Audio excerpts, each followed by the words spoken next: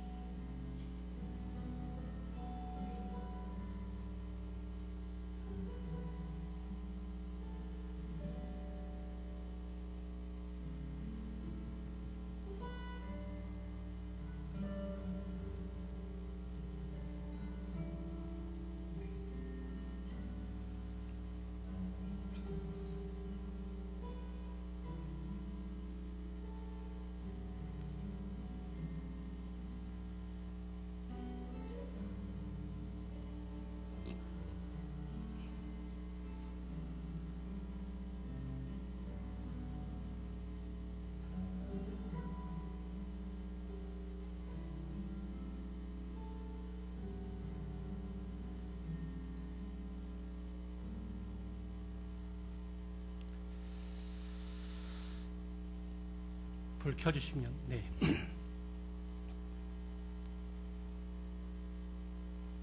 최근에 인터넷에서 그 종교사회학자 실천신학대학원의 교수로 계신 조성돈 교수가 이런 얘기를 했어요. 한국 사람들이 정말 특별히 기독교인들이 심각한 세 가지를 모른다. 첫 번째는 우리나라가 얼마나 잘 사는지 한국 사람만 모른다는 거예요. 우리나라가 얼마나 잘 사는지 한국 사람만 모른다.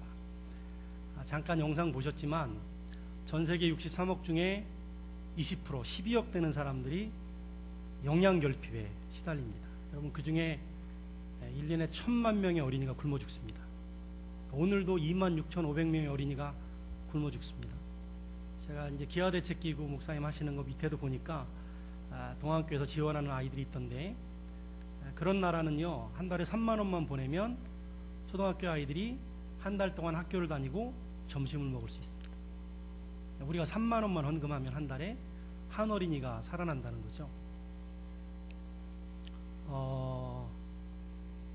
조금 아까 보면 이런 자기 자유에 의해서 활동할 수 없는 사람이 전 세계의 48%가 되는 거죠. 거의 30억에 되는 사람들이 전쟁이나 아니면 폭력에 시달리는 사람이 15%나 20%나 된다고 하면 그것도 12억의 인구는 자유를 누리지 못한다는 거죠.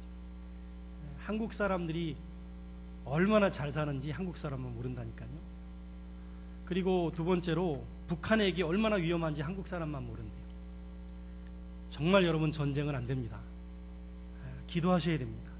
제가 어렸을 때 청년 시절에 삼각산 가서 기도하면 거기서 인도하시는 목사님들이 그런 얘기 했어요. 저 기도하는 거 보이냐고. 저분들이 기도하기 때문에 하나님이 38선을 막고 있는 거라고 뭐 이제 그런 얘기들을 많이 하셨어요. 나라를 위해서 기도하는 사람들이 정말 많았습니다. 세 번째 얘기한 게 굉장히 마음을 아프게 하는 건데요. 한국교회가 얼마나 위기인지 한국교회 목사님들과 성도님들만 모른대요. 한국교회가 얼마나 위기인지 우리들만 모른다는 거예요. 여러분 그냥 숫자로만 잠깐 이야기를 하면 1990년대 기독교 인구가 1200만 명이었습니다. 10년 만에 2000년도에 1000만 명 그랬습니다. 지금은요 2010년도가 돼서 860만 그러거든요. 최근 10년 사이에 한국교회 어린이 숫자가 350만 명이 250만 명으로 줄었습니다. 사실은 다음 세대의 위기가 제일 심각한 위기예요. 다음 세대의 위기가. 청소년 복음화율 5%입니다. 5%. 그러니까 지금 5%면 20명 중에 1명이 예수 믿는 건데요. 2010년이 5%면요. 이게 10대가 2010년도에 5%면 2020년 되면 20대가 5%인 거고 30년 되면 30대가 5%인 거예요. 40년 되면 40대가 5%인 거고. 물론 딱 그렇게 말할 수 없지만 지금 속도로 진행되면 2050년이 되면 한국교회 교인이 500만 명으로 준다고 종교사회학자들이 예견하고 있습니다. 아주 심각한 분들은 뭐라 하냐면 2050년까지 안 간다고 말합니다. 2030년만 되면 500만 명으로 줄 수도 있다. 이렇게 말하는 게 한국교회 실상이에요. 그런데 교인들이 그 위기를 느끼지 못하고 기도하지 않습니다. 모이지 않습니다. 모이기를 패하는 어떤 사람들의 습관과 같이 하지 말라고 그랬는데 안 모입니다. 너무너무 세상이 바쁘다고 이야기하거든요. 그런데 제가 가만히 보니까 영화 볼 건 다 보더라고요. 도둑놈들 그러면 1000만 명 그냥 넘어가요. 자기들 좋은 시간에는 다 모여요. 학생들이 밤늦게까지 공부한다고 너무너무 바쁘다고 하는데요. 통계에 의하면 중고등부 아이들이 토요일날 주일날 컴퓨터 게임하는 평균 시간이 8시간입니다.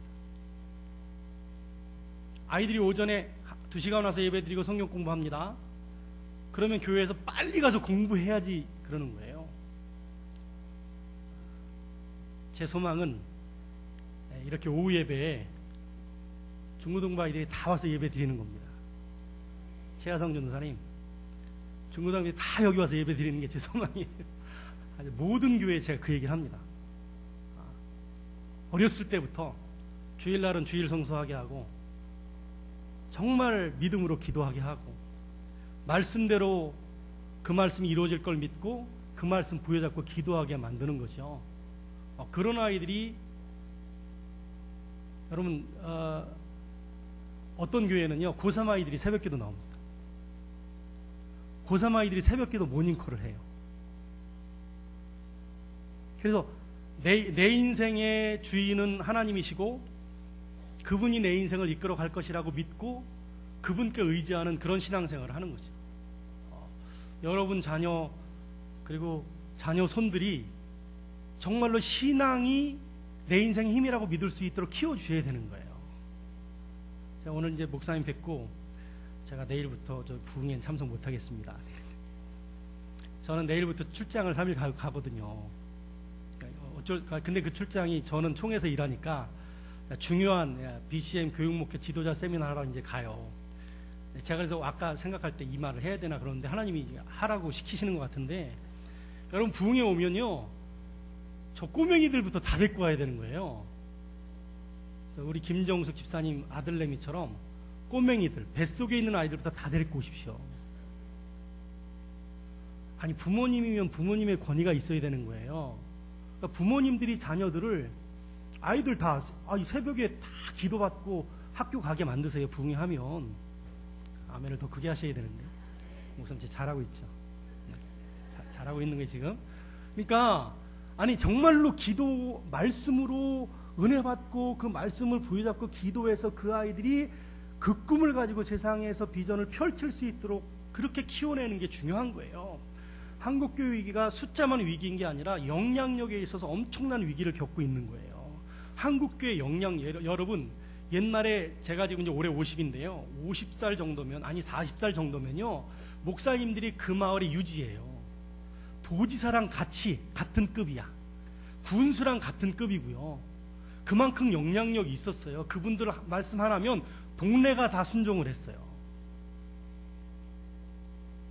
지금은 교회를 향하여 사람들이 무슨 말을 하는지 여러분 들으셔야 돼요. 뭐라고 이야기하는 거냐면, 교회 너희들 요즘 왜 그러니? 그렇게 말하고 있는 거예요. 그리스도인들 요즘 왜 그러세요? 그렇게 말하는 거예요. 여러분 세상 사람들이 엄청난 경쟁 속에 지금 살고 있습니다. 입시 경쟁, 입사 경쟁, 승진 경쟁, 성공 신드롬에 지금 사로잡혀 있는 거예요. 그리고 세상은 지금 물질과 권력의 지배를 받고 있어요. 오늘날 신이 두 분 계신데요. 한 분은 하나님이고 또 한 분은 돈님이라고 계세요. 돈님. 그러니까 이 돈 앞에 다 무릎을 꿇는 거예요. 사람들이 전부 다. 그것이 세상의 아름다운 가치를 무너뜨리고 있는 거예요. 예를 들면 사랑, 우정, 양보, 나눔, 베품, 함께함, 이런 아름다운 가치가 그냥 엄청난 경쟁 속에 파묻히고 있는 거예요. 그래서 사실은 세상 사람들이 뭐라 그러냐면 우리를 구해달라는 거예요. 세상 사람들이 제일 무서워하는 게 뭐냐면 소외감이에요. 엄청난 경쟁 속에서 자기가 인정받지 못하는 거예요. 근데 언젠가는 여러분, 교회는요 그 따뜻함이 있었어요. 어렸을 때 교회 가면 예를 들면 빵 한 조각, 국수 한 그릇, 거기 가면 또 따뜻한 손길이 있었어요. 문화적으로도 신앙적으로도 인간적으로도. 여러분 지금도 부흥하는 교회는요 일진들이 그 교회에 나옵니다. 홍병만 집사님은 알아들으시는 거예요, 이거요? 그러니까 중고등부가 부흥하는 데는요 일진들이 나온다니까. 그러니까 걔네들이 나쁜 것 같지만 걔네들 마음속이 굉장히 공허합니다. 걔네들이 돈을 뺏는 아이들이지만 자기도 인간으로 인정받고 싶은 거예요. 세상 사람들이 엄청난 경쟁 속에 살아서 비정규직으로 있고 그러면서 너도 인간이야. 네가 지금 실패자가 아니라 너도 인간이고, 그리고 너도 하나님이 사랑하신 하나의 존재인 걸 인정받고 싶은데 경쟁에서 나고 하면 인간 취급을 못 받는 세대가 되어버리는데, 그런 사람들이 위로받고 함께하고 그러면서도 그런 아이들 등을 두드려주면서 야, 하나님이 너를 사랑하셔. 언젠가 하나님 너를 귀하게 쓰실 거야. 그 말 듣고 싶어서 아이들이 교회 나오는 거예요. 세상에서 그 외로운 사람들, 세상 사람들이 실패했다고, 대학에 떨어졌다고 하는 사람들, 아직도 직장을 잡지 못하고 막 어려움 속에 있는 사람들이 여기 나오면 말씀으로 위로받고 격려받고 그리고 또 나누어 주는 것을 받고, 그런 것들을 원하는 거예요. 그런데 언제부터인가 교회가 아주 극단적인 경쟁 속에서, 극단적인 이기주의 성향을 보이는 이 사회 속에서 교인들조차도 이기적인 거예요. 개인적인 거야. 교회가 개교의 중심적인 거예요. 정말로 사랑하고 뭘 나눠준다고 하는데 흉내만 내는 거예요. 그러니까 여러분, 대한민국 사람들이 엄청난 경쟁 속에서 스트레스를 받으면서 어디서도 위로받지 못하는데 그분들이 왜 교회를 욕하냐면 나 위로받고 싶어요 이렇게 말하는 거예요. 나 교회 가서 그냥 나도 그 말씀을 듣고 나도 위로받고 그리고 한 사람의 인간으로 존중받고 싶어요 라고 말하는 것을 들으셔야 되는 거고, 그것이 교회가 베풀어줘야 된다라고 하는 것이죠. 이렇게 말씀드리고 싶어요. 여러분, 우리가 세상을 살면서 우리도 극심한 경쟁성에 살지만 내가 경쟁에서 이겨서 성공하는 것이 그게 믿음이냐는 거죠. 믿음은요, 믿음, 소망, 사랑 이 세 가지는 항상 있을 것인데 그 중에 제일은 사랑이라고 했습니다. 그럼 이런 거예요. 내가 예수 그리스도를 믿어서 하나님의 자녀가 되었습니다. 하나님의 자녀가 된 사람들은 예수 그리스도의 재림을 소망합니다. 마라나타 주 예수여 어서 오시옵소서. 오늘 당장 주님이 오시더라도 나는 두 손 들고 주님을 영접합니다. 할렐루야. 그러면 그 재림을 소망하는 사람들에게 있어서 가장 큰 특징은 뭐냐면요, 세상에 대한 욕심을 버리는 거예요. 높은 자리에 올라가는 거, 돈을 많이 버는 거, 사회적 지위를 얻는 거. 그런데 여러분, 하나님이 나에게 복을 주셔서 나에게 사회적 지위를 주시고 물질을 주시고 권력을 주시고 명예를 주시면 그 다음에 기독교인은 어디로 넘어가야 되냐면 사랑으로 넘어가는 거예요. 믿음이 있는 사람은 예수 그리스도의 재림을 소망하면서 끊임없이 사랑하는 거예요. 힘이 있는, 물질 있는 사람은 약한 사람을 먹이는 겁니다. 사회적 지위가 있는 사람은 사회적으로 약한 사람을 돌보는 거예요. 그게 하나님의 뜻이고, 교회가, 그리스도인들이 그렇게 살아갈 때 사람들은 그 모습을 보면서 하나님의 나라와 의가 이루어지는 모습을 보면서 감격해하면서 우리의 전도를 받아들이는 거예요. 나는 당신이 하는 말, 당신이 살아가는 그 삶 나도 본받고 싶고 따라가고 싶다. 그래서 그게 전도가 되어지는 것입니다. 그게 이 땅을 살아가는 그리스도인들이 행해야 될 온전한 길이 되어지는 거예요. 그런데 여러분, 오늘날 문제는 뭐냐면 믿음을 통해서 내가 성취하는 것에 머물고 있는 거예요. 내가 예수 그리스도를 믿었어요. 예수 그리스도를 믿음으로 하나님의 자녀가 되었어요. 하나님의 자녀에게 복이 주어집니다. 그래서 대학도 들어가고 그 다음에 또 좋은 직장도 얻고 그 다음에 멋진 남자 여자랑 결혼도 하고 가정도 꾸미고 좋은 집도 얻고, 그래서 내가 세상에서 성공하고, 그러면 그 다음에는, 근데 이게 있잖아요. 그게 은혜이고 복이고 우리는 그렇게 살았는데 지금 자라나는 아이들은요, 그걸 믿음으로 이루는 게 아니라 자기 힘으로 하는 거예요. 주일날 예배를 드렸습니다. 오후에는 가서 내가 열심히 학원 가서 아니면 독서실 가서 내가 공부하면 대학 들어갈 수 있다고 생각합니다. 제가 언젠가 어느 권사님이 뼈저리게 눈물을 흘리면서 회개하는 모습을 봤는데 뭐냐면, 내가 내 자식한테 그랬다는 거예요. 너는 고등학교 3학년 때는 교회 안 나가면 안 되냐? 네가 고등학교 3학년만 교회 나가지 않고 공부하면 서울대 갈 텐데. 그래서 정말로 그렇게 해서 1년 동안 예배도 안 드리고 공부해서 서울대 갔답니다. 그리고 20년을 교회의 발걸음을 끊는 거예요. 20년째 발걸음을 현재 끊고 있다고. 사회적으로 성공을 했어요. 그런데 그가 사회의 공헌, 사회를 위해 하나님의 나라를 이루고 사회를 위해 베푸는 것은 자기가 권사님이고 자기 아들이지만, 사회적으로 그 아들이 성공했지만 그 아들에게 대해서 베푸는 것은 보여지는 게 없다. 여러분, 누가 진짜 자녀들이 공부하는지 아세요? 신념이 분명한 아이들이 분명한 비전을 가지고 공부하고 그 꿈을 이루어가는 겁니다. 우리말로 표현하면 믿음이 분명한 아이들이 주님께서 지혜를 주시고 힘을 주시고 능력을 주심을 믿고 공부하고, 그 다음에 극심한 경쟁 사회 속에서도 그 꿈을 잃지 않고 그 일을 향하여 나가는 거예요. 지금 여러분, 목사님이 계속 강조하시는 낮은 데서 피는 꽃이라고 하는 그 책에 보면, 제가 그거 한 50페이지 읽었는데요, 그 내용이 그런 거예요. 필리핀의 쓰레기 마을, 그 톤두라고 하는 마을에서 정말로 누군가의 사랑을 받고, 그리고 부모님에게서도 전혀 혜택받지 못한 아이가 뛰어나게 공부를 해서 필리핀 대학, 우리나라로 말하면 서울대학을 갔는데, 그러면 삼성이나 LG 연봉 1억 2천 받는 데를 막 제안하는데 그걸 포기하고 그 마을에 내려가서 똑같이 자기가 자랐던 그 마을에 가서 그 아이들과 함께 그 아이들을 키워내는 걸 말하는 그런 책이에요. 그게 희망의 교육이라고. 오늘날 정말로 희망을 말하는 교육이 이런 것입니다 라고 하는 것을 얘기하는 그거거든요.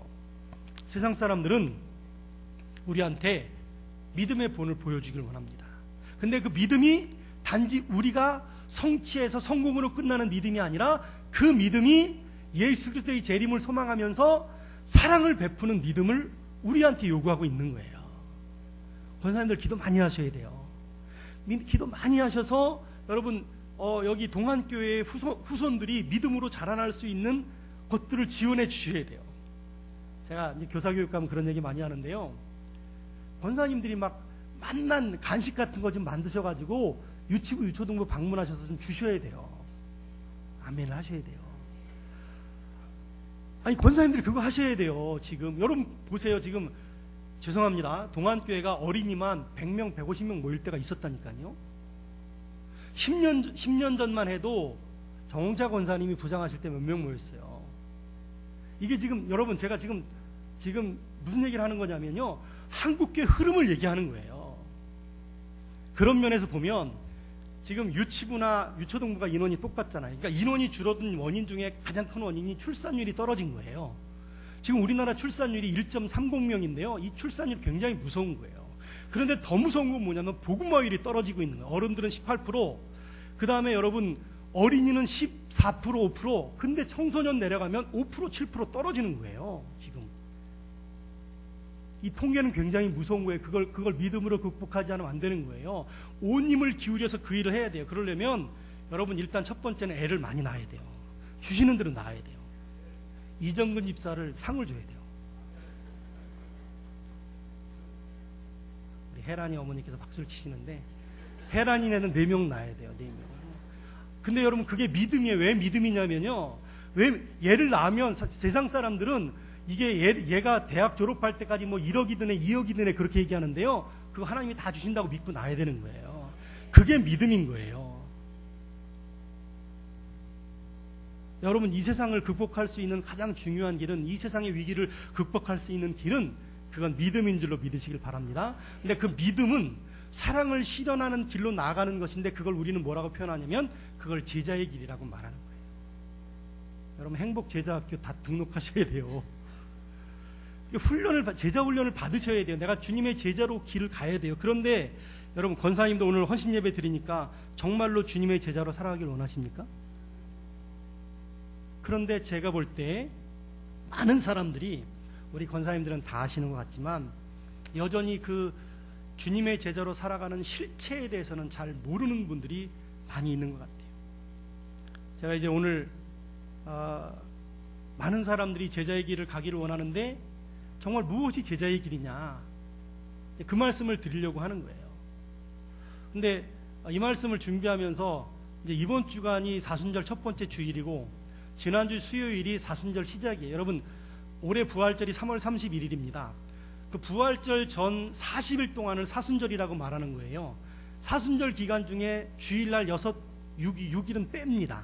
그러니까 실제적으로는 46일이죠. 46일 동안 사순절 기간 동안에 여러분 정말로 내가 주님의 제자로, 온전한 그리스도인으로, 성숙한 신자로 살아가지 못한 것들을 회개하는 거예요.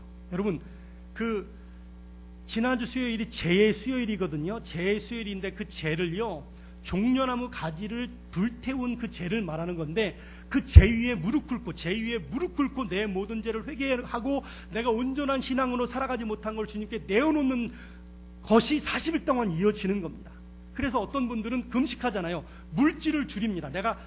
여러분 아까 보면 전 세계에서 비만인 사람이 15%예요. 저도 좀 살을 좀 빼야 되는데, 목사는 좀 쪄야 된다고 그래서 하여간 저도 좀 빼야 되는데 한 5kg, 10kg 빼야 되는데 죄송해요 정말. 마음껏 먹을 수 있는 게 감사하지만 한편으로는 이 기간 동안엔 내가 음식을 줄이고 그 음식 내가 줄인 것을 헌금을 해서 정말로 굶는 사람을 먹이겠다 결심하셔야 되는 거예요. 이 기간에는 미디어 금식이라는 게 있어요. 내가 TV, 인터넷, 핸드폰 이거 끊겠다. 다는 못 보내도 어느 기간 끊겠다. 그 끊은 시간 동안에는 성경 보고 기도하겠다. 이런 기간인 거예요. 그리고 내가 돌아보면서 하나님 앞에 욕심을 부렸던 거, 교만했던 거, 잘못했던 거 내어놓고 회개하면, 여러분 회개하여 제사함을 받으면 성령을 선물로 받는 겁니다. 성령이 내 안에 거하셔서 성령님의 힘과 능력으로 내가 욕심도 이길 수 있고 교만함도 이길 수 있고 물질적인 육신의 정욕, 안목의 정욕, 이생의 자랑 등등 내가 세속적인 모든 것을 이겨나가면서 온전한 신앙으로 살아갈 수 있게 되어지는 것입니다. 여러분 주님의 제자로 살아가시기를 주님의 이름으로 축원합니다.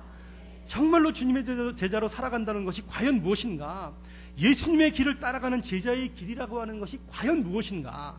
오늘 성경에 보니까 예수님을 그리스도로 고백하는 것이 전제가 되어야 합니다. 여러분, 누가복음 9장 20절 말씀에 보면 예수께서 이르시되 너희는 나를 누구라고 하느냐? 베드로가 대답하여 이르되 하나님의 그리스도이시니이다. 하나님의 그리스도이십니다. 여러분, 예수님이 누구이십니까? 네, 그리스도이십니다. 이렇게 한번 말씀. 예수님이 누구이십니까? 네, 예수님은 나의 그리스도이시고 나의 주님이십니다. 그러니까 예수님은 나의 전부이십니다. 메시아이십니다. 나의 구원자이십니다. 이런 고백이잖아요. 여러분은 언제 예수님을 그리스도로 고백하셨습니까? 언제 예수님을 그리스도로 고백하셨어요? 저는 고등학교 1학년 때 이 고백을 했습니다. 고등학교 1학년 때. 고등학교 1학년 때 성령 받았어요. 고등학교 1학년 때 성령 받고 여러분, 저는 제 인생이 바뀌었습니다. 저는 여러분들이 부자가 되기를 소망합니다. 부자가 되셔도 거룩한 부자가 되시기를 소망합니다. 거룩한 부자는 뭐냐면 제가 아까 말씀드렸잖아요. 하나님이 나에게 온전한 믿음을 가지면 하나님이 은사로 나에게 물질도 주신다니까요. 달란트를 주세요. 그러면 그것을 가지고 사랑을 베푸는 사람이 거룩한 부자인 거예요. 교회를 섬기고 이 땅 하나님 나라를 이루기 위해서 베푸는 사람들. 근데 저는 그럴 가능성이 없죠. 목사가 됐으니까. 저는 여러분, 이게 주님을 그리스도로 고백한다는 게 얼마나 놀라운 일이냐면, 저는 어렸을 때 제가 2층 집이 없는, 정말로 쉽게 얘기하면 아주 가난한 동네에 살았기 때문에 어렸을 때 꿈이 5층 집 짓고 잘 사는 거였어요. 무시하시면 안 돼요. 굉장히 큰 꿈이었어요. 근데 여러분, 희한하게 고등학교 1학년 때 물질보다 더 중요한 게 있다는 걸 깨달았어요. 이게 대단히 정말로 귀중한 거예요. 물질보다 더 소중한 것이 있다. 그건 뭐냐면요, 하나님이 나에게 주신 그 물질을 가지고 정말로 이 땅의 모든 사람들이 하나님께 영광 돌리며 살아갈 수 있도록 하게 만드는 거예요. 여러분, 그래서 제가 목사가 됐는지 모르겠어요. 저는 저 같은 사람이 목사가 된 것을 부끄럽게 생각합니다. 진심이에요. 그런데 하나님 저를 목사로 세우셨기 때문에 목사로 살아가기를 소망합니다. 제 아들도 목사가 되라고 세뇌시키고 있는데요, 그림을 잘 그려요.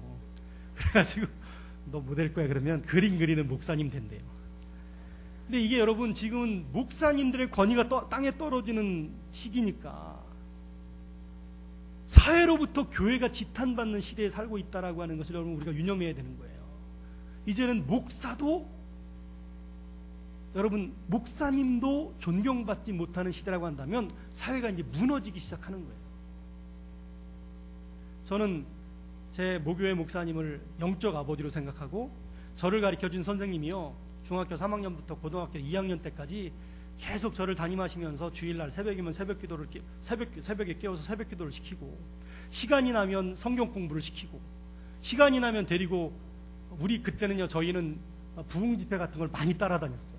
제가 예수 믿고 나서 수요 예배, 금요 예배, 주일날 낮 예배, 저녁 예배 빠진 적이 없었던 것 같아요. 그게 너무너무 좋으니까 예배를 드리고 그 다음에 그 은혜를 받는 그걸 가지고 살아가는 것이니까. 그러니까 인생의 비전과 목표가 달라지고 분명한 비전이 있기 때문에 세상에 어떤 것도 더 이상 부러운 것이 되어지지 않는, 내가 가는 그 길이, 그것이 귀한 길이고 그것이 행복한 길인 거죠. 여러분, 제가 전도사 딱 되니까 월급이 8만 원이에요. 저희 집사랑 결혼하고 나서 300만 원짜리 전세에 살았어요. 둘이 딱 누우면 머리랑 다리가 딱 맞아요. 근데 30평 사는 사람이 하나도 부럽지 않았어요. 여러분, 이해하고 들으셔야 돼요. 그게 무슨 얘기냐면, 나보다 많이 가지고 있는 사람이 부럽지 않다라고 하는 것은 물질을 이길 수 있는 힘이 나에게 있는 거예요. 가로 열고 여러분, 부자가 되십시오. 하나님께도 많이 드리고 많이 베푸세요. 제가 그걸 전제로 말씀을 드리는 거예요. 그런데 여러분, 그럴 수 있는 것은 내 안에 주님이 그리스도이시고 나의 주인 되셨을 때 그 놀라운 역사가 이루어지는 것입니다. 언젠가 여러분, 작년에 필독서 중에 저희가 썼던 이 그 순간이라는 책이 있어요. 여러분, 이게 교육국에서 만든 책인데요, 성결 은혜계, 성령 체험기예요. 여기에 보면 누가 나오냐면 문준경 전도사님이라는 분이 나와요. 여러분, 저희가 교단에서 문준경 전도사 순교 기념관을 짓고 있는데, 이분이 잘 들어보세요. 17살에 결혼했는데요. 결혼한 첫날 가보니까 남편이 여자가 있어.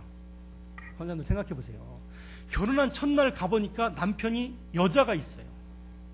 그러니까 결혼한 첫날부터 한 번도 합방을 하지 못한 상태에서 20년을 절망 속에 살았어요.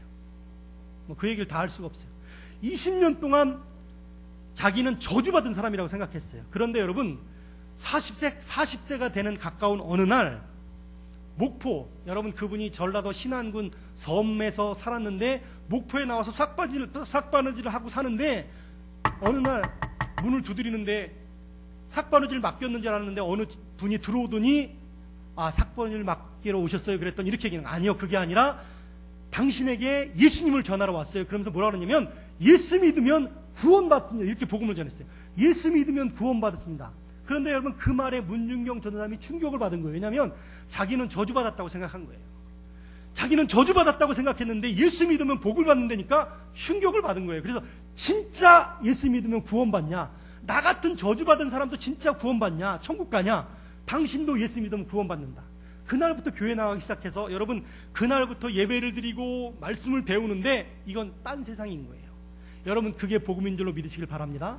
새로운 세상이 펼쳐지는 게 복음인 거고, 새로운 세상이 열려지는 게 그게 복음인 거예요.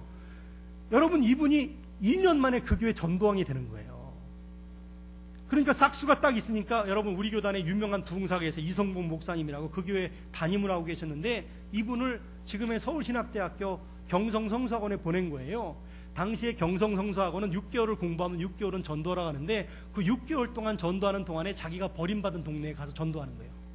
자기가 버림받은 동네, 신안군 임자도, 자기 남편과 그리고 그 후처가 살고 있는 그 마을에 가서 복음을 증거하고, 그 다음에 그 아이들을 돌보고, 그 다음에 사람들이 아기를 낳으면 다 산파, 다 아기를 받아주고, 전염병으로 죽어가는 사람들이 다 버려두면 거기 자기는 죽어도 좋으니, 나는 지금 죽으면 천국 가니까 그 전염병자들을 돌보고, 굶는 사람들이 있으면 잔치집 가서 음식을 받아다가 먹이고.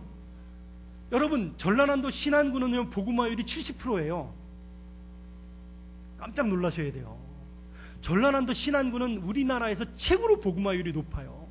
그리고 문준경 전도사님이 주로 활동하던 증도라고 하는 섬이 있어요. 거기다 우리가 지금 기념관을 짓고 있는데, 거기 교회가 10개 있는데 다 성결교회예요. 거기는 복음화율이 90%입니다. 10명에 9명이 예수를 믿습니다. 그분이 1950년도에 순교하셨어요. 그래서 우리가 그 순교 기념관을 짓고 있는 거예요. 짓고 있으면서 우리가 생각하는 건 뭐냐면, 문준경 전사님처럼만 예수님을 믿으면 아무리 절망적인 상황 속에 있는 사람도 새로운 삶을 살아갈 수 있다. 예수 그리스도를 주인으로 모신 사람은 아무리 절망적인 상황 속에서도 희망을 꽃 피울 수 있다. 그게 믿음이다. 여러분, 그렇게 살아가시기를 주님의 이름으로 축원합니다. 그 믿음을 후손에게 물려주셔야 되는 거예요. 그 믿음을 이웃에게 전해주셔야 되는 거예요. 그러니까 내일 초청에 오셔야 돼요. 그 복음을 듣도록 이웃에 여러분, 그냥 내비두지 말고 내 옆에 있는, 내 옆집에 사는 그분 초청. 옛날에는 있잖아요, 청동원 전조유지라면 그 집에 세 번 방문하잖아요. 그러면 미안해서 교회 왔어요. 아, 동안교회 잔치하시는군요. 그랬잖아요. 지금은 사람들이 얼마나 악하냐면 3번 방문하면 화를 내요. 옛날에 여름성경학교 하면요, 우리가 호돌이 인형 쓰고 동네 한 바퀴를 돌잖아요. 그럼 애들이 막 50명씩 따라왔어요. 지금 호돌이 인형 쓰고 동네 한 바퀴를 돌면 애들이 돌을 던져요. 너무 사람들이 악해졌어요. 지금요. 자기밖에 몰라요. 그런데 자기밖에 모르는 사람이 너무 외로워. 너무너무 외로워요. 누군가의 손길이 필요한 게 현대인들이에요. 친구가 필요한 시대에 지금이요. 근데 여러분, 친구보다 위대한 분이 있으니 그분이 우리 주님 예수님인 줄로 믿으시길 바랍니다. 내가 친구가 되어주면서 주님의 복음을 증거하는 거예요. 주님의 제자로 살아가는 첫 번째 우리가 기억해야 할 길은 뭐냐면, 내가 예수 그리스도를 중심에 모시고 그분을 따라가는 겁니다. 성령을 따라 행하면 성령으로부터 영생을 거두는 거고요, 육체를 따라 행하면 육체로부터 썩어진 것을 거두는 것입니다. 여러분, 그렇게 주님을 고백한 사람들이 십자가의 길을 걸어갈 수 있습니다. 참된 십자가의 길을 걸어갈 수 있는 거예요. 그런데 여러분 보십시오. 23절 말씀에 보면 무리에게 이르시되 아무든지 나를 따라오려거든 자기를 부인하고 날마다 제 십자가를 지고 나를 따를 것이니라 그랬어요. 여러분, 주님을 따라가기를 원하십니까? 두 가지가 필요한 거예요. 나를 부인하는 거, 그 다음에 날마다 제 십자가를 지는 거. 이게 주님의 제자인 거예요. 여러분, 자기를 부인한다는 게 이게 뭐냐면 좀 더 잘되고 편하고 안락하며 유명해지는 것을 뒤로 하고 주님을 앞세우며 살아가는 거예요. 그러면 주님이 나를 높여주시는 거예요. 여러분, 빌립보서 2장에도 예수님에 대해서 말씀하시기를 너희 안에 이 마음을 품으라 곧 그리스도 예수의 마음이니 그는 근본 하나님의 본체시나 하나님과 동등됨을 취할 것으로 여기지 아니하시고 오히려 자기를 비워 종의 형체를 가져 사람들과 같이 되었고 죽기까지 복종하셨으니 곧 십자가에 죽으심이라. 그랬더니 다음에 뭐라 하냐면 하나님이 우리 주님을 우리의 주와 그리스도로 세우셨느니라 그랬어요. 기독교인이 이 땅을 살아갈 때 우리가 하나님의 나라와 의를 구하면 이 모든 것, 의식주를 더해 주시는 거예요. 하나님의 나라와 의가 먼저입니다. 그러면 우리가 하나님께서 우리를 높은 자리로도 세워주시고 명예도 주시고 권력도 주시고 물질도 주시고 사회적 지위도 주실 줄로 믿으시길 바랍니다.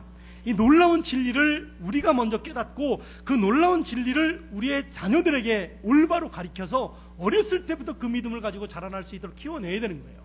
진짜 힘은 주님에게 있는 것이지 진짜 힘은 세상에 있는 것이 아니라는 것이죠. 여러분, 아프리카의 성자라고 일컫는 알버트 슈바이처는 얼마나 뛰어난 사람이냐면 박사학위가 4개가 있을 정도로 너무너무 뛰어나. 어렸을 때부터 너무너무 총명했고 공부도 잘했고 삶에 부족함이 없었고 단 한 가지 불만이 없었어요. 어느 날 슈바이처가 도대체 나에게 주신 이 행복감과 이 세상의 어려움을 어떻게 연결할까를 고민하기 시작한 거예요. 나는 너무너무 행복한데 세상에는 굶는 사람이 있고 버려진 사람이 있고 길거리에서 자는 사람이 있고. 그래서 이렇게 어느 날 하나님 앞에 이렇게 결단했어요. 하나님, 제가 30살까지는요 음악, 과학, 신학, 의학에 내 시간을 바치겠습니다. 그럼 이분이 옥스퍼드 출신이에요, 여러분. 그러니까 나중에 박사학위가 4개나 있으니까 옥스퍼드에서 안 놓는 거예요. 제발 당신은 교수가 돼야 된다고. 근데 그걸 과감하게 뿌리치고 30살 이후에는 직접적으로 사람들에게 도움이 되는 그 일을 하겠다고 결심했는데 그것대로 아프리카를 향하여 나간 거예요. 여러분, 그 슈바이처의 전기에 보면요, 아내가 풍토병으로 죽습니다. 같이 간 아내가 풍토병으로 죽어요. 그런데 그 사역을 멈추지 않는 거예요. 민정이가, 우리 김영성 장로님 딸내미가 민정이잖아요. 제가 이제 청년부 할 때 가르쳤는데 지금 이제 의학 공부를 하는데 언제 한번 물어봤어요. 이제 공부 이제 뭐 마지막 시험 남았대. 공부하고 돌아오면 뭐 얘기했더니 선교하러 간다고. 선교하러. 근데 무슨 얘기를 했더니 정말로 의사가 없는 어려운 곳에 갈 거라고. 기특하지 않습니까? 근데 그 얘기를 들으면 사람들은, 특히 부모님은 가로 열고 마음이 아파. 안 그랬으면 좋겠어. 그게 여러분, 그게 우리 마음이라니까요. 여러분 자녀들 잘 키워놓으면 그냥 떵떵거리게 좋은 집에서 남부럽지 않게 잘 살길 원해. 황건사 안 그러세요? 유진규 선교사님이 거기서 고생하는 걸 원하시겠어요? 훌륭하신 거예요. 그러니까 그렇게 키워야 되는 거예요, 우리 아이들을. 그게 십자가, 자기를 부인하는 겁니다. 자기를 부인하는 거. 성공하지 못하는 게 아니라 내가 성공할 수 있지만 성공하는 것도 하나님이 나에게 모든 지혜와 모든 은사와 모든 달란트를 부여해 주시는 걸 믿는 거예요. 좋은 밭으로 준비하면 30배, 60배, 100배 열매가 맺혀지는 줄로 믿으시길 바랍니다.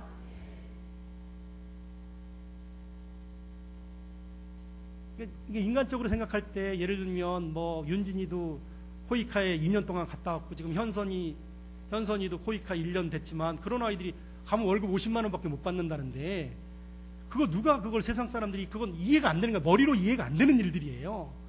그런데 나는 그 인생을 주님이 보장해 주실 줄로 믿습니다. 한 가지 더 덧붙이면, 보장하지 않으셔도 그들은 주님의 길을 가는 거예요. 그냥 십자가 지고 내가 오늘 굶어도 그 길을 가는 게 그게 제자의 길인 거예요. 그래서 오늘 성경에 보면 자기를 부인할 뿐만 아니라 날마다 제 십자가를 지고 이렇게 나오는 거예요. 날마다. 십자가는요 날마다 지는 거예요. 여러분 정말로 주님의 길을 가는 사람이 나를 부인한다면 나에게 그냥 부인하는 것만 부족하고 십자가도 있어요. 그 십자가를 지고 가는 거예요.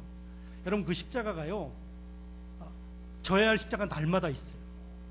그리고 그 십자가가 사실은 내 앞에 있어요. 어떤 때는 남편이 내 십자가입니다. 속 썩이는 남편이 내 십자가고요. 속 썩이는 내 자식들이 내 십자가고요. 도저히 전도가 안 되는 그 사람이 내 십자가입니다. 직장 어떻게 보면 상사가 내 십자가고, 예? 직장 동료가 내 십자가일 수 있고요. 같은 여전도 회원들 중에 한 사람이 내 십자가일 수 있어요. 기독교인 중에 결정적인 문제가 뭐냐면 교회 안에 가까이 하고 싶지 않은 당신이 있는 거예요. 그 사람만 만나면 은혜가 떨어져. 여러분 그 사람을 내가 십자가로 져야 되는 거예요. 그를 위해서 기도하면 주님이 응답하십니다. 그 사람도 사랑할 수 있는 힘을 주십니다. 그 사람도 마음을 바꿀 수 있는 힘을 주시는 거예요. 그게 서로 사랑의 역사인 거예요. 날마다 제 십자가를 져야 되는 거예요. 죄송하지만 제 얘기를 잠깐 하나 하겠습니다. 최근에 제 동기 중에 한 명이 목사님인데요. 신장 이식 수술을 받았어요. 이게 얼마나 어려운 거냐면요. 대기자가 100명, 10,000명이에요. 10,000명. 10,000명이 신장 이식 수술을 대기하고 있는데 뇌사자가 생겨가지고 신장 이식 수술 대상자를 뽑는데 그 목사님 뽑힌 거예요. 이게 얼마나 큰 은혜인지 아시겠죠? 하여간 뭐 혈액형 조직 이런 거 맞아가지고 뽑혔어요. 수술을 받았어요. 페이스북에다가 인터넷에 있어요. 페이스북이라는 데다 글을 올렸는데 나는 오늘 저녁이 두렵다는 거예요. 처음에는 은혜 받은 얘기를 쭉 써. 은혜에 대한 걸 쓰고 근데 저녁이 두렵대. 내가 너무너무 고통스럽대요. 그런데 마지막에 이렇게 썼어요. 그런데 이 육체적인 고통보다 더 나를 힘들게 하는 게 있다 그러면서 수술비 2,000만 원 이렇게 쓴 거예요. 그러니까 작은 교회 목사님이니까 2,000만 원을 마련할 길이 없어요. 그러니까 거기다 그냥 나는 저녁에 고통당하는 그 고통보다 내 수술비 2,000만 원이 훨씬 더 걱정이다. 갑자기 나한테 십자가가 다가오는 거예요. 100만 원. 그래서 제가 100만 원 내 헌금하겠다고 결심을 딱 했어요. 그래가지고 인터넷, 여러분 저도 마이너스 통장을 쓰지만 우리 집사람은 의논도 안 하고 바로 앉아가지고 100만 원 보내려고 딱 앉았는데 갑자기 마귀가 싹 들어오더라고요. 그래가지고 야 100만 원 너한테 너무 커. 50만 원은 보내. 그랬어요. 그래서 50만 원을 보낸 거예요. 그러면서 뭐라 그러냐면 자랑스럽게 내가 그래도 내 친구를 위해서 50만 원 보낸 목사야. 딱 이랬어요. 근데 그 다음날 딱 되니까 제 동기 중에 형이 있는데 그 형이 전화를 뚝 하더니 야 황 목사 아프다며 수술했다며. 응 형. 야 나 100만 원 보낼 건데 너도 100만 원 보내. 이렇게 된 거예요. 전날 50만 원인데 그 다음날도 십자가 50만 원으로 다가오는 거예요. 50만 원 더 보냈잖아요. 여러분 그냥 하는 얘기지만 그게 십자가예요. 여러분에게도 오늘 주어진 제 십자가가 있어요. 오늘 교회 안 오신 그 권사님이 여러분 십자가여야 돼요. 여러분 진짜 중요한 건 뭐냐면 오늘 교회에 보이지 않는 분이 왜 보이지 않는가 그분을 찾아가는 게 그게 주님의 발걸음인 거예요. 어떤 분이 잘 되든 못 되든 함께 해주길 원하는 거 그게 기독교의 가치인 거예요. 사랑하고 소망을 함께 나누고 믿음으로 위기를 극복해 나가고 희망을 꽃피우고 하나님께서 이곳 동안교회를 여기 지금 이쪽 여기 세우신 그 이유가 있는 거예요. 그 이유를 여러분이 증명해 내시는 주님의 제자가 되시기를 주님의 이름으로 축원합니다. 여러분 오늘 여러분이 져야 할 십자가를 묵상하셔야 돼요. 제가 아까 농담처럼 권사님들 주일날 간식을 좀 잘 만드셔서 밑에 유치부도 김서원 사모님 되게 좋아하겠네. 그 다음에 막 유초등부도 내려가셔서 간식, 여러분 애들은요 먹는 걸 되게 좋아해요. 근데 그 간식 만드는 게 여러분 십자가예요. 사랑을 베풀어 주셔야 돼요. 지금은요 다음 세대가 엄청난 위기예요. 제가 그냥 드리는 말씀이 아니에요. 아이들이 믿음을 갖기가 너무너무 어려운 시대가 되어버렸어요. 특히 청소년 자녀가 있는 분들은 부흥회 때 다 데리고 나와서 다 성령 받게 하세요. 아멘 하셔야 되는데 대학생들 여러분 지금 밑에서 저기 대학생들이 예배 드리고 있는데 한 70명 모이는 거 적은 일 아닙니다. 이건 대단한 거예요. 이게 여러분 아이들이 그렇게 해서 교회를 세워나갈 수 있도록 만드는 거, 교회가 활력 있게 만드는 거, 이런 오유배 때 뱃속에 있는 아이들부터 전체가 나와가지고 전체가 역동적인 그런 은혜를 받는 자리를 만드시면, 여러분 제가 이제 오전에 나오지만 제가 오늘 예배 끝나면 오후에도 또 도봉교회 가서 교사교육 하거든요. 계속 3월 들어갈까 계속 있어요. 저녁 오후마다 계속 이게 오후에 그래서 하는데, 교회를 많이 다니다가 보면 여러분 정말 이 교회가 정말 희망이 넘친다라고 느끼는 교회가 있어요. 그게 뭐냐면요, 유초등부 아이들부터 오후 예배 참여해서 같이 가족들 예배 드리는 교회예요. 동학교가 지금 너무너무 은혜롭지만 나는 그 모습을 만들어주길 바라는 거예요. 그래야 더 놀라운 미래를 만들어갈 수가 있습니다. 외람됩니다. 죄송합니다. 그런데 그걸 소망하는 거예요. 너무 희망적이고 아름다운 교회지만 더 아름다운 교회를 만들어 가라는 거죠. 가족 전체가 신앙으로 새로운 미래를 열어가고 예수 그리스도의 재림을 소망하면서 사랑을 이루어가는 교회, 거기에 우리 권사님들이 디딤돌이 되셨으면 좋겠어요. 맛있는 밥으로. 제가 농담하는 거 아닙니다. 왜냐하면 사랑은 밥상 공동체에서 이루어지는 거예요. 그래서 뭐 예를 들면 남전도에 여전도에 막내들도 좀 한 번씩 초청해가지고 국수도 한번 먹여주고 그렇게 하세요. 감동해요. 그러면요. 그런 식으로 만들어 가시면 좋겠습니다. 예, 뭐 오늘 제가 오랜만에 설교하니까 주책 맞게 시간도 넘겼는데 결론적으로 여러분 십자가를 지면 영광이 있습니다. 24절에 보면 누구든지 제 목숨을 구원코자 하면 잃을 것이요 누구든지 나를 위하여 제 목숨을 잃으면 구원하리라. 사람이 온천 나를 얻고도 자기를 잃든지 빼앗기든지 하면 무엇이 유익하겠느냐. 여러분 십자가를 지면 온전한 구원을 받습니다. 십자가를 지면 온전한 구원을 받아요. 그러니까 사람에게서 가장 큰 영광은 뭐냐면 구원의 삶을 살아가는 거예요. 그래서 여러분 성결교회는요, 성결은 원래 성령 세례받고 성령 충만한 걸 말하는 거예요. 성령 세례받고 성령 충만한 사람은 예수 그리스도를 중심에 오시고 십자가를 지고 주님의 길을 갈 수 있습니다. 하나님의 나라 의를 이룰 수 있습니다. 이 땅을 천국으로 만들 수 있습니다. 그게 온전한 구원의 삶입니다. 그리고 주님이 재림하시든지 우리가 주님에게 가든지 온전한 구원의 삶을 살아갈 수 있는 것입니다. 그게 신앙의 꽃인 거예요. 현세에서도 미래에도 구원을 온전히 이루어가는 삶, 그 삶이 여러분 가정에 그리고 여러분 직장에 그리고 동안교회 내에 풍성히 이루어지기를 주님의 이름으로 축원합니다. 축원합니다. 이 시간에 저와 함께 통성으로 한번 기도하는 시간을 갖겠습니다. 여러분, 주님의 제자, 참된 신자, 제자로 살아가길 원하십니까? 그렇다면 여러분 중심의 예수 그리스도를 모시고 정말로 예수님을 그리스도로 고백하고 그분을 모시고 나를 부인하고 주님을 주인으로 모시고 주님의 십자가를 지고 주님을 따르며 온전한 구원의 삶을 살아가셔야 합니다. 여러분 그 삶을 결단하는 기도를 드리겠습니다. 그런데 그 사랑은 희생이 뒤따릅니다. 주님이 십자가를 지신 것처럼 나도 내 십자가가 있습니다. 그것이 물질로 쓰여질 수도 있고 시간으로 쓰여질 수도 있고 나에게 주어진 어떤 은사와 달란트로 쓰여질 수 있습니다. 하나님이 나에게 물질을 주시고 시간을 주시고 은사를 주시고 달란트를 주신 것은 가지고 누리라는 것이 아니라 그것을 가지고 사랑을 베풀고 전도하고 세상을 향하여 그리스도의 복음으로 함께하고 하나님 나라를 이루어가라고 주신 줄로 믿으시길 바랍니다. 그렇게 살아가길 원합니다. 주님의 제자로 살아가길 원합니다. 두 손 드시고 주님을 세 번 부르시고 함께 통성으로 기도합니다. 주여!